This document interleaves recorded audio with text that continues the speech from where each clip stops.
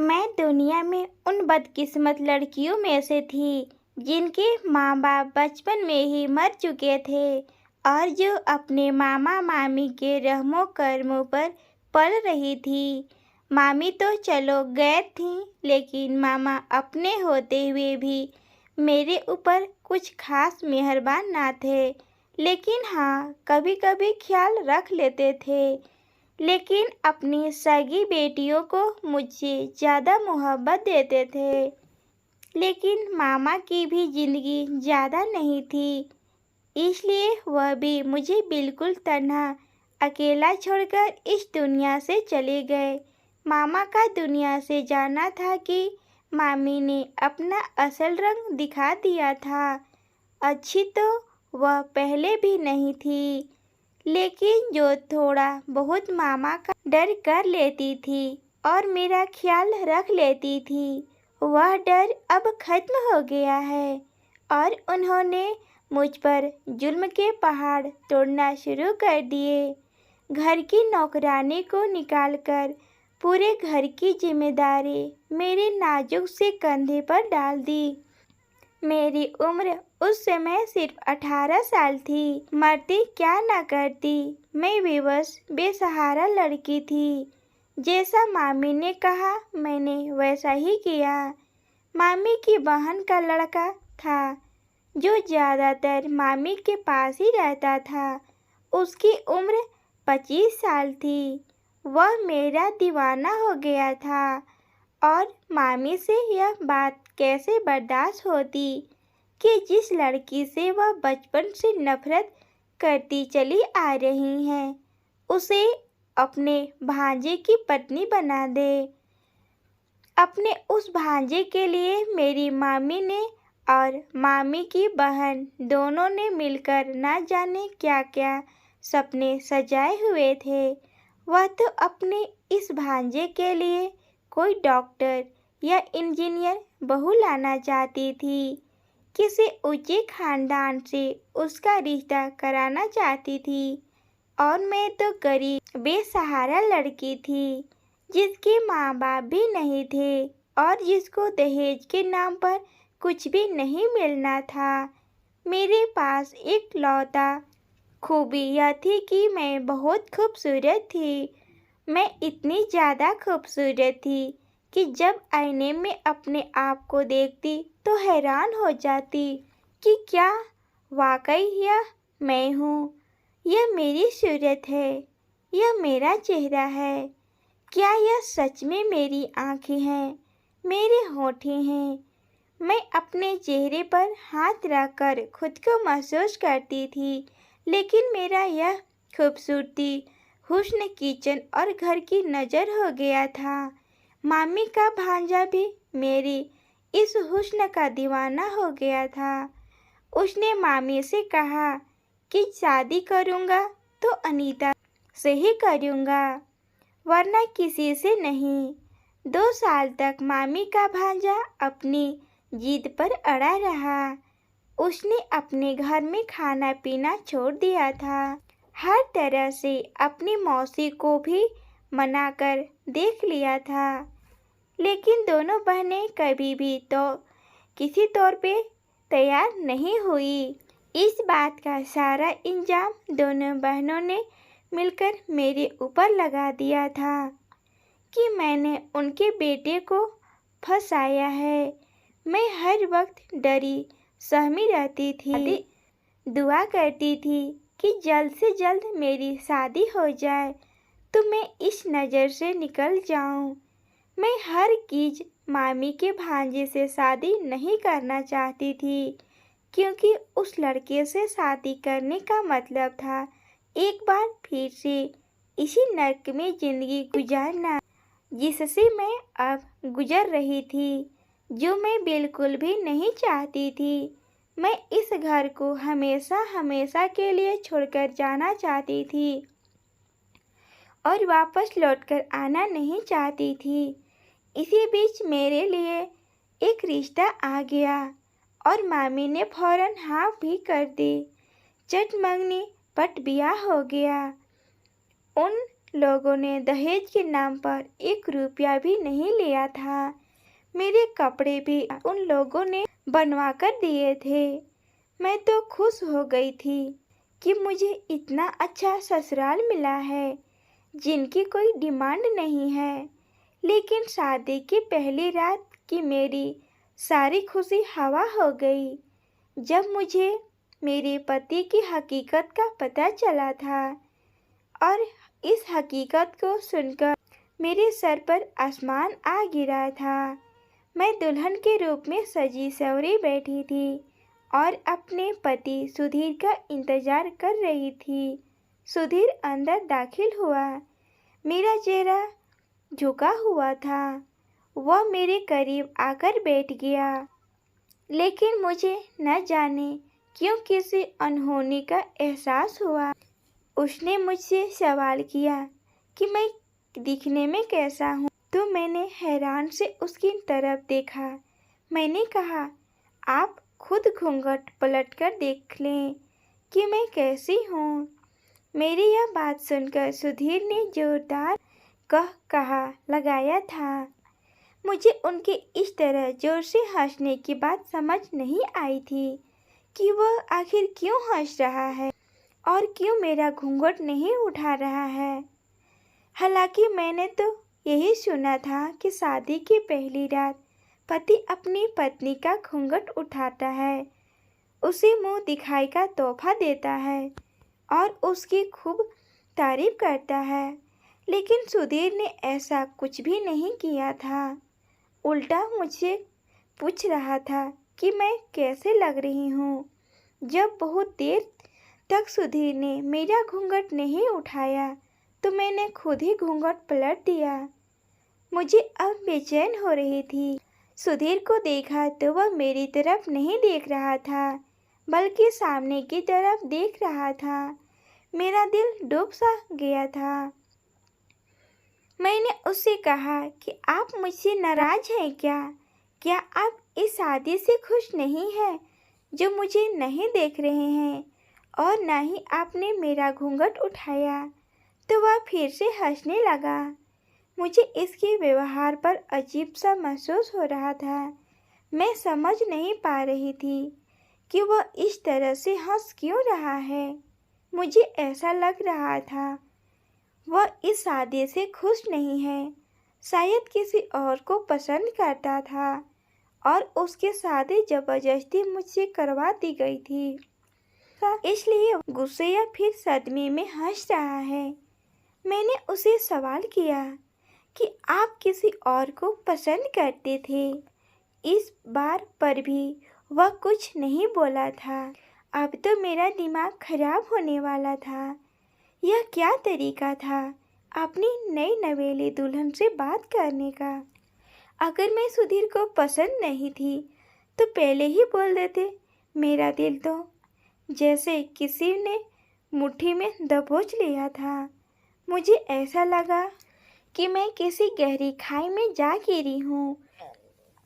मेरी पूरी कोशिश थी कि वह हर बार मेरा चेहरा देख ले तो यकीनन वह उस लड़की को भूल जाएगा जिससे वह मोहब्बत करता था, या फिर कोई भी बात हो।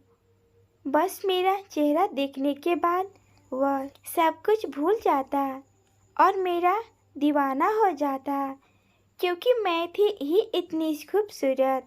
मगर वह तो मेरी तरफ देखने की बजाय सामने ड्रेसिंग टेबल की तरफ देख रहा था।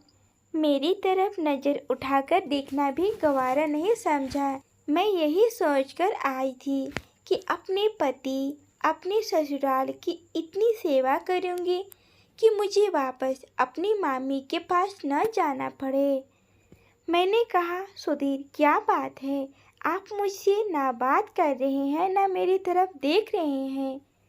मेरी यह बात सुनकर सुधीर ने कहा, अनीता जी, क्या आपको किसी ने नहीं बताया कि मैं देख नहीं सकता? अचानक से सुधीर ने कहा तो मुझे लगा वह मजाक कर रहा है। मैंने हैरत से उसे देखा था। मैंने कहा, सुधीर, यह मजाक का समय नहीं है। मुझे इस तरह का मजाक पसंद नहीं है। और आपके बारे में तो मैंने इस तरह की कोई बात सुनी नहीं है और ना ही मैं ये बर्दाश्त कर सकती हूँ। भगवान आपकी आँखों को हमेशा सुरक्षित रखें। आपकी मोहब्बत तो मेरे लिए किसी पूजा से कम नहीं है। मैं बहुत ही आज्ञाकारी और वफादार पत्नी की तरह उससे कहा तो वह फिर से हंसने लगा। बोला, अनीता जी, ये दुनिया बहुत बेवफा है। अगर इंसान के अंदर कोई खूबी है तो दुनिया उससे मोहब्बत करती है, लेकिन अगर उस इंसान के अंदर कोई भी खूबी नहीं है, थोड़ी सी भी कमी हो, तो यह दुनिया वफादार से बेवफा हो जाती है। इस वक्त तुम मेरी मोहब्बत को पूजा का स्थान देना चाह रही हो, क्योंकि तुम्हें लगता है मेरे अंदर कोई कमी नहीं है। लेकिन मैं तुम्हें बता दूं कि मैं तुम्हारी मोहब्बत के लायक नहीं हूँ, क्योंकि मैं एक अंधा आदमी हूँ, पैदाइशी अंधा। मैंने सबसे सुन रखा है तुम बहुत खूबसूरत हो, लेकिन अफसोस मैं तुम्हारे हुस्न को देख नहीं सकता। सुधीर बोलता जा रहा था, लेकिन मुझे कभी ऐसा नहीं लग रहा था जैसे वह मजाक कर रहा है, और मुझे उसके इस तरह से मजाक करने पर गुस्सा आ रहा था। लेकिन थोड़े ही देर में मुझे अंदाज़ा हो गया था कि यह मजाक नहीं था, यह मेरी ज़िंदगी की सबसे कड़वी हकीकत थी, जो शादी की पहली रात मेरे सामने खुलकर आ गई। और अब मैं फटी फटी आंखों से अपने पति सुधीर को देख रही थी। मेरे सपनों का महल एक पल में जमीन पर गिरकर ढेर हो गया था।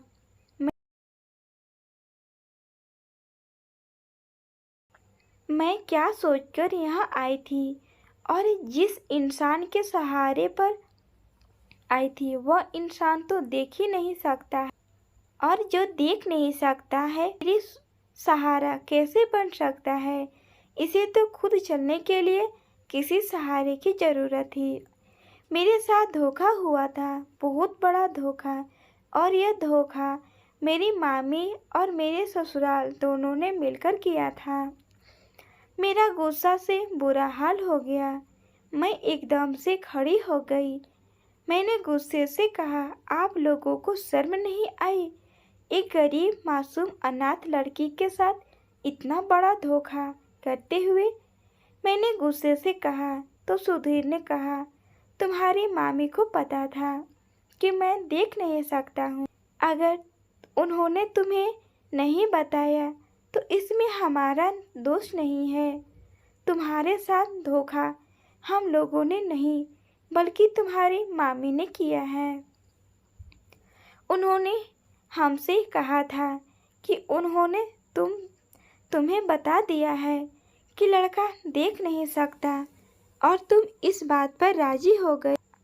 सुधीर ने कहा तो मुझे गुस्सा आ गया।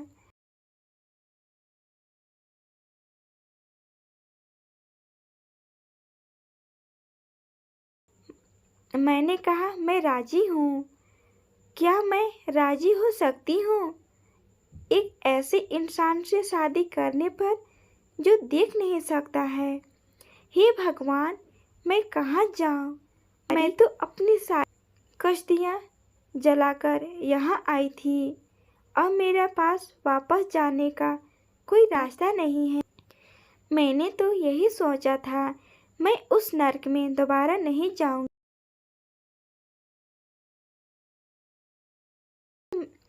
और अब मैं कहाँ जाऊँ? मैं रोने लगी थी। सुधीर ने मुझे चुप करवाने की कोशिश की, लेकिन मैंने उसके हाथ झटक दिए। कुछ देर तक मेरे पास खड़ा रहा, फिर सुधीर चुपचाप अपने बिस्तर पर जाकर सो गया। उसने मुझसे कोई भी बात नहीं। फिर वह जल्दी ही नींद की आगोश में चला गया, और मैं हैरान परेशान जागती रही। रात के न जाने कौन से समय मेरी आँख लग गई थी। मुझे नहीं पता, सुबह मेरी आँख खुली तो सुधीर सो रहा था। मेरे जागने की आवाज़ पर वो भी जग गया। उसने अपने लिए सहारा तलाश किया, लेकिन मैं इससे गुस्से में थी। मैंने उसे सहारा देना भी ज़रूरी नहीं समझा कि मुझसे पहले भी तो वो अपने काम खुद ही करता था। यह कमरा उसी का था। अंदाज से सहारे वह बाथरूम चला गया। फिर थोड़ी देर बाद बाहर निकला। मैंने उस अभी तक कोई बात नहीं की थी। उसने मुझे पुकारा, अनीता, क्या तुम यहाँ हो? मैं कमरे में ही मौजूद थी। अगर मैंने उसकी किसी बात का जवाब नहीं दिया, इतना खराब हो चुका था कि जिसकी कोई हद नहीं थी। मैं 20 साल की खूबसूरत लड़की थी और उस पर ये जुल्म हुआ था कि मेरी हालत का अंदाज़ा लगाना दूसरों के लिए मुश्किल था। जूता पाँव में कहाँ तकलीफ देना है, यह जूता पहनने वाला ही जानता है और दूसरा कोई नहीं। मुझे भी तकलीफ हो रही थी। मेरी पूरी जिंदगी नज़र बनकर रह गई थी। मेरी तकलीफ सिर्फ और सिर्फ मैं ही समझ सकती थी। अगर मुझे अपने माँ बाप की बहुत याद आ रही थी। अगर वह जिंदा होते तो कभी भी मेरी शादी एक अंधे लड़के से ना करते। दिन यूं गुजरते गए। मेरे ससुराल में मेरा दिल नहीं लगता था। लगता भी कैसे? जिसके सहारे पर आई थी वह तो किसी काम का नहीं था। मेरी सास ने मुझसे कहा कि तुम्हारी मामी को हमने सारी हकीकत बता दी थी और उन्होंने कहा कि तुम इस रिश्ते के लिए राजी हो। इंसान हमदर्दी की तारीफ सुधीर से शादी करना चाहती थी। मुझे अपने खानदान के लिए वारिस चाहिए था। अब तुम मुझे वारिस दोगी। मेरा बेटा दिल का बहुत अच्छा है। यह मत देखो कि वह अंधा है। तुम एक बार उसे दिल से अपना कर देखो। तुम्हारी जिंदगी स्वर्ग से भी खूबसूरत हो जाएगी। अपनी सास की बात करने के बाद मुझे एहसास हो गया था कि मेरे ससुराल वाले की कोई गलती नहीं थी। उन्होंने मेरी मामी को अंधेरे में नहीं रखा था, लेकिन मेरी मामी ने मुझे अंधेरे में धकेल दिया था। उन्होंने मुझसे यह सच्चाई छुपाई थी, लेकिन मेरे अंदर गुस्सा भरा हुआ था। मुझे वह अपना गुस्सा भी बाहर निकालना था। मैं अपने सास गुस्से के मारे फट पड़ी। मैंने कहा, तो क्या ज़रूरत थी आपको अपने अंधे बेटे की शादी करने की? गुस्से के मारे मेरी आवाज़ बहुत तेज हो गई थी। मेरे गुस्से को देखकर मेरी सास ने रोना शुरू कर दिया कि मेरे बेटे को अंधा मत कहो। वह भले ही अंधा है, लेकिन सुधीर को कोई अंधा कहता है तो मुझे बहुत दुख होता है। सास की बात सुनकर मुझे भी गुस्सा आ गया। मैंने कहा, अंधे को अगर अंधा न कहूँ तो क्या कहूँ? मैं ऐसा पत्थर दिल और बेहित लड़की पहले कभी नहीं थी। बहुत ही नरम दिल लड़की हुई करती थी। जरा सा किसी को तकलीफ में देखती तो मुझे भी तकलीफ होती थी। मैंने कभी मजदूर लालच और मजाक नहीं उड़ाता था, लेकिन हालात ने मुझे पत्थर दिल और बेहिस बना दिया था। पहले तो मामी के व्यवहार से मुझे पत्थर बना दिया। उन्होंने मेरे साथ नौकरानी से भी बुरा व्यवहार किया था और फिर उसके बाद एक अंधे लड़के से मेरी शादी करके मेरी ज़िंदगी को और भी नर्क बना दिया था। हालांकि मेरी ससुराल में पैसे की कोई कमी नहीं थी। रुपए पैसे की खूब रेल पेल थी। हर चीज़ का ऐसा आराम था, लेकिन जब हम सफ़र ही किसी काबिल ना हो तो इस ऐश आराम का कोई मतलब नहीं रहता। शादी के नाम पर मिलने वाले धोखे से मुझे पत्थर दिल बना दिया था। दूसरों के जज्बात और एहसास की मुझे अब कोई चिंता नहीं थी। मेरे खुद के जज्बात चकनाचूर हो गए थे। मैं बुरे तरह से टूट गई थी और मेरी समझ में नहीं आ रही थी मैं क्या करूं। फिर भी मैंने बहुत कोशिश की दिल लगाने की, लेकिन मेरा दिल नहीं लगता। मैं चाहती थी मेरे हुस्न को सराहा जाए, मेरी खूबसूरती को तारीफ की जाए। यह हक हर औरत का होता है। हर औरत का यह सपना होता है हम सफ़र उसके साथ रहे, उसकी खूबसूरती को तारीफ करें, उससे प्यार करें। लेकिन मेरा यह हक मुझे नहीं मिला था, क्योंकि मेरा पति अंधा था और वह मेरे हुस्न को देख नहीं सकता था। अब मैं हर वक्त रोती रहती थी। सुधीर बंद कमरे में मेरी सिसकियाँ सुनता था, मुझे चुप करवाने की कोशिश भी करता था, लेकिन मुझे उसकी अपने सामने होना बर्दाश्त नहीं होता था और सुधीर का हाथ झटक देती थी। बैठ कर जाकर लेट जाता और मैं अपनी बिस्तर पर आंसू बहाने लगती। न जाने मुझे क्या हो गया था, बिल्कुल बदल कर रह गई थी। इस बीच एक दिन सुधीर ने कहा कि वह शहर से कहीं दूर जा रहा है, वापसी पर देर हो जाएगी। सुधीर ड्राइवर के साथ जाता था और ड्राइवर के साथ ही आता था। वह चला गया तो मैंने भी खुश का सांस लिया था। मैं घर के किसी भी काम को हाथ नहीं लगाई थी और वैसे भी घर में काम करने के लिए नौकरानियां थी, लेकिन मैं अपने मन में भी कोई काम नहीं करती थी। घर में किसी चीज़ की कमी नहीं थी, अगर किसी थी तो बस मेरे दिल को सुकून नहीं था। उस दिन आधी रात को प्यास की वजह से मेरी आँख खुल गई। मैं उठकर किचन में आई तो पानी पीने लगी। अचानक से पीछे से किसी ने मेरे मुंह पर हाथ रख दिया ताकि मैं चीख ना सकूं। जो कोई भी था उसकी पकड़ बहुत मजबूत थी। मैं बहुत ज़्यादा डर गई थी, खुद को छुड़ाने की कोशिश करने लगी, लेकिन आने वाले इंसान ने मुझे छोड़ा नहीं था। मेरे मुंह दबाने के साथ साथ उसने मुझे अपनी बाहों के घेरे में भी ले रखा था। अपने मुंह को मेरे कान के करीब लाकर धीरे से बोला, तुम बहुत खूबसूरत हो। मैंने जब से तुम्हें हुस्न को देखा है तब से तुम्हारा दीवाना हो गया हूँ। आज तुम्हारा पति घर पर नहीं है, हालांकि वह होता तो खुद देख नहीं सकता, लेकिन फिर भी मैं उसकी गैर मौजूदगी में आना चाहता था ताकि मुझसे खुलकर अपनी मोहब्बत का इजहार कर सकूं। मैं तुम्हें बता दूं कि मैं तुम्हारे पड़ोस में ही रहता हूं और रोजाना अपने कमरे की खिड़की से तुम्हें बालकनी में खड़ा देखता हूँ। तुम्हारे चेहरे की उदासी मुझे बहुत बेचैन करती है। तुम्हारा बस खूबसूरती आंखें सिर्फ तारीफ करने के लिए ही बना है, आंसुओं के लिए नहीं बनी। मुझे बहुत अफसोस होता है तुम जैसी खूबसूरत लड़की की शादी एक ऐसे इंसान से हो गई जो तुम्हारा हुस्न देख नहीं सकता। वह मेरे कान के करीब अपने मुंह लाकर सरगोशी के अंदाज में बोलता जा रहा था। मैंने आंखें घुमाकर देखा तो आने वाला जो कोई भी था उसने अपने चेहरे पर मास्क लगाया हुआ था। हाँ, उनकी आंखें दिखाई दे रही थी। मैं किस्मत और हालात की मारी हुई लड़की थी और जब और से मुंह से अपने लिए तारीफ सुनी तो मुझे अच्छा लगा था, बजाय